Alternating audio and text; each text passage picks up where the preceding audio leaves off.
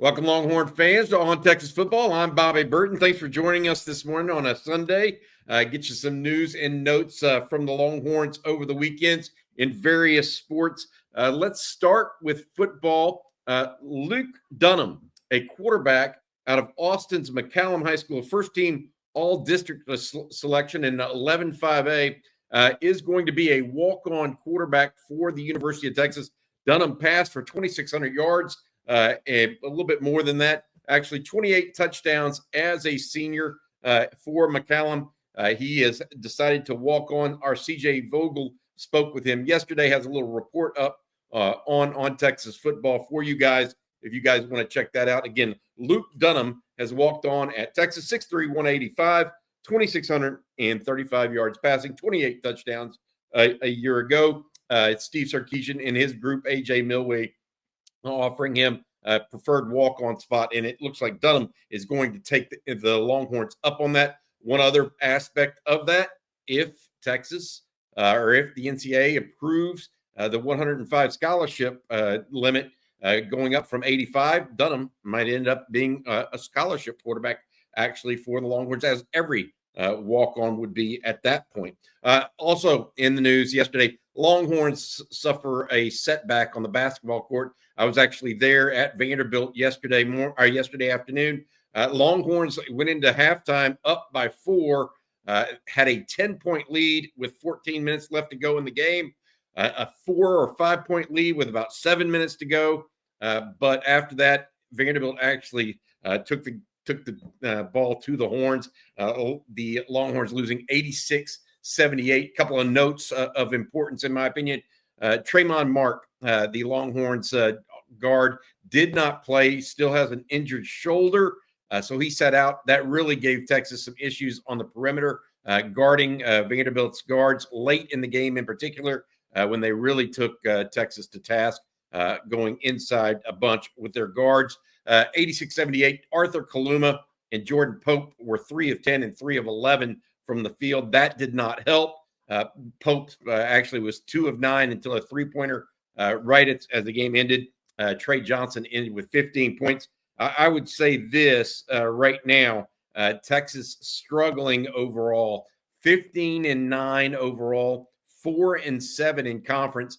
They have 2 back-to-back losses against teams that they probably should have beat, to be honest, in both Arkansas and Vanderbilt after winning 3 of 4 in conference. This is not the direction Texas needs to be going, and it's only going to get tougher from here. The Longhorns host number 3 ranked Alabama on Tuesday night at 8 o'clock.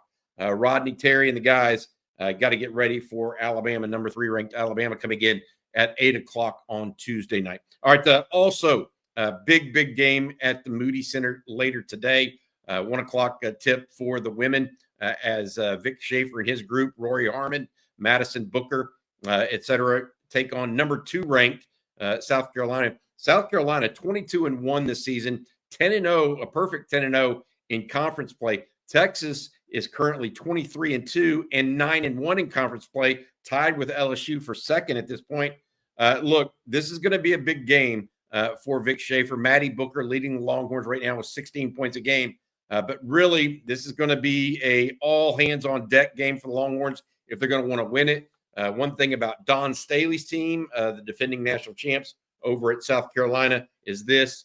They play a lot of people and come at you in waves. They have 9 women that average more than 18 minutes a game. They literally will come at you in waves like you haven't seen. So we'll see how that sets up for Texas later today. But Vic Schaefer trying to go for what I would call potentially a signature win at Texas.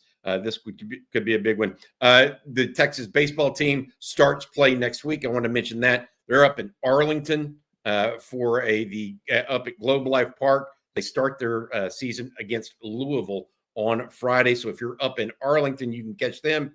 If you're over in Huntsville tomorrow, by the way, you could actually watch the ladies softball team take on Tulsa and Sam Houston State. They've got 2 games that they'll play. The number 1 ranked women's softball team right now, 4-0 overall in their first weekend of action. They played in Louisiana and then in Beaumont yesterday. Now they're playing in Huntsville today. Again, 4-0 start to the season with games against Tulsa and Sam Houston State later today. A couple of other notes that I want to talk about briefly, if you don't mind. And one of them has to do with Chris Del Conte, the Texas athletic director. Dave Hart, the current athletic director at SMU, announced he would be stepping down at the end of this semester, I believe. Jay Hartzell, the former president of the University of Texas, or actually still the current president, will become the president at SMU. With these movements happening, with Hartzell going from Texas to SMU, with SMU's athletic director now stepping down, I talked to some folks about Chris Del Conte and his potential future. As of right now, there's nothing brewing that we need to be concerned about, or Texas fans need to be concerned about. At the same time, there may be some movement there with other folks in the athletic department. We'll have to see exactly what that may mean. But as of right now, I do not think it's going to have anything to do with Chris Del Conte. But stranger things have happened in college sports in the last even month or so. One more thing I want to mention is the open secondary spot that was left vacated by Blake Gideon. The former Longhorn player was the secondary coach for Steve Sarkisian all 4 years. Blake left late last week to become the defense coordinator at Georgia Tech. The news there at this time is pretty simple. I don't think that Steve Sarkisian has made his decision yet. And so I think that he's going to still talk to people, listen to some others, interview some, and see where he comes out. I also believe at this time that we could be seeing a reworking of the entire secondary. For example, and I've mentioned this once prior, Texas in this offseason or this past season not only had Blake Gideon at safeties and Terry Joseph at corner for their coaches, they also had the benefit of Scott Hazelton as a nickel coach. He's the former Michigan State defensive coordinator, came in and worked with the Texas Nickels. He's now taken a job as the defensive coordinator at Wake Forest. So he got a raise there, and not just a raise, but a bigger position. So what is Sark going to do with the entire secondary? Not just the loss of Blake Gideon, but also Scotty Hazelton.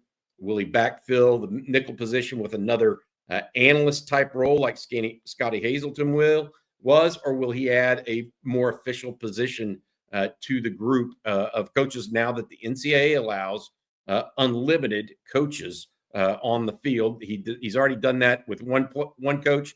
That is Alan Clark, who was a graduate assistant just a year ago at Ohio State. He comes to Texas now as the outside linebacker pass rush coach.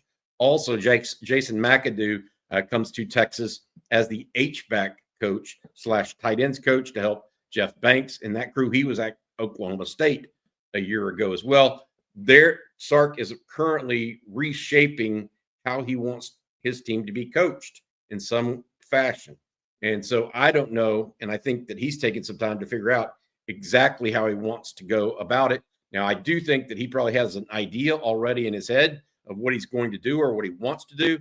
I don't know that he knows the people yet that he's going to put into those places, if that makes sense. I think there could be a big reimagining of it, or I think it could be as simple as just picking up and going with another safeties coach. But I do think that it was successful this year with what they had at the Nichols coach, which may give him some thought about changing things up overall. All right, that's going to do it. Later today, Jerry Hamilton and CJ Vogel are going to be talking about all the players and recruits that are set up for official visits to the University of Texas. They've got a really special report on that.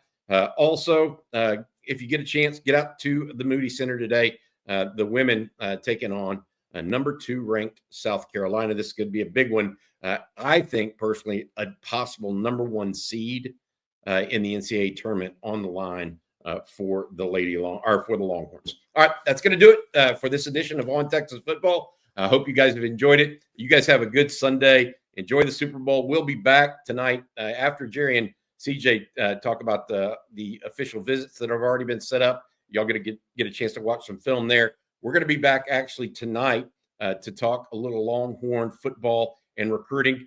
during the halftime of the Super Bowl. We're not going to start the live stream until halftime of Super Bowl. So you guys please join in if you would. We'll talk about what we've seen in the Super Bowl, as well as take your questions on the Longhorns and any news that comes up. Hopefully, we're talking about a women's victory over South Carolina. See you later today. Hook 'em.